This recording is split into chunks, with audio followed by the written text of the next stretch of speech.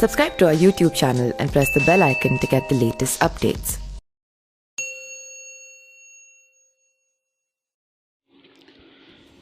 भारत के प्रधानमंत्री नरेंद्र मोदी गुरुवार को अपने संसदीय क्षेत्र को एक बेमिसाल सौगात दिए हैं। यह सौगात है रुद्राक्ष कन्वेंशन सेंटर, जो एक तरफ तो भवन शिल्प के बेजोड़ नमूने के तौर पर सामने आएगा, तो दूसरी तरफ इसकी बुलंद इमारत भारत जापान की तकनीकी दोस्त की मिसाल भी बनेगी। साल 2015 में इस कन्वेंशन सेंटर की नींव पड़ी थी, जो कि अब बनकर तैयार है और अब वाराणसी के साथ ही देश विदेश के लोग इसका लाभ ले पाएंगे।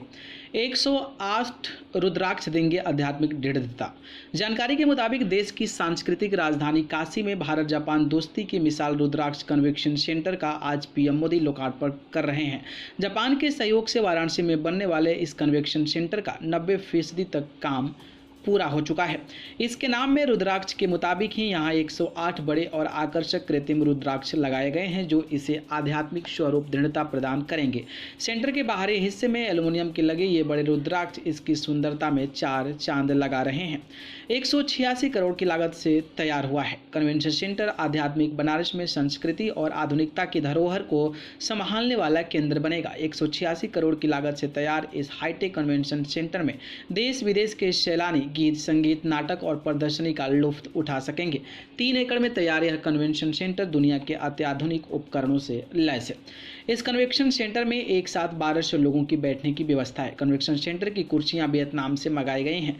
150 लोगों की क्षमता वाले 2 कॉन्फ्रेंस हॉल भी यहां बने हैं। दिव्यांगों के लिए विशेष इंतजाम किए गए हैं। सेंटर के मुख्य दोनों दरवाजों पर 6 व्हील चेयर भी लगे हैं। इसके बेसमेंट में 120 गाड़ियों के पार्किंग की व्यवस्था भी की गई है।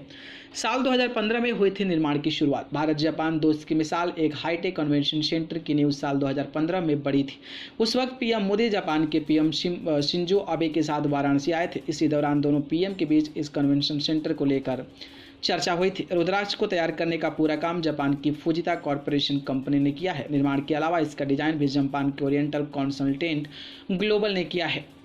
और आज जो है नरेंद्र मोदी बनारस में पहुंचकर इस कन्वेंशन सेंटर का उद्घाटन भी कर रहे हैं, जिसके बाद से वहां के लोगों में एक खुशी की लहर और नए तौर तरीके से पर्यटक स्थल में कहीं ना कहीं कन्वर्जन की जो बात हो रही है वो भी सामने आ रही है, और इस चीज़ से लोग काफ़ी ज़्यादा खुश भी नज़र आ रहे हैं।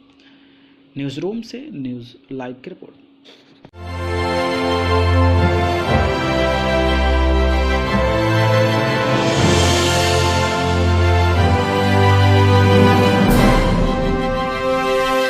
Subscribe to our YouTube channel and press the bell icon to get the latest updates.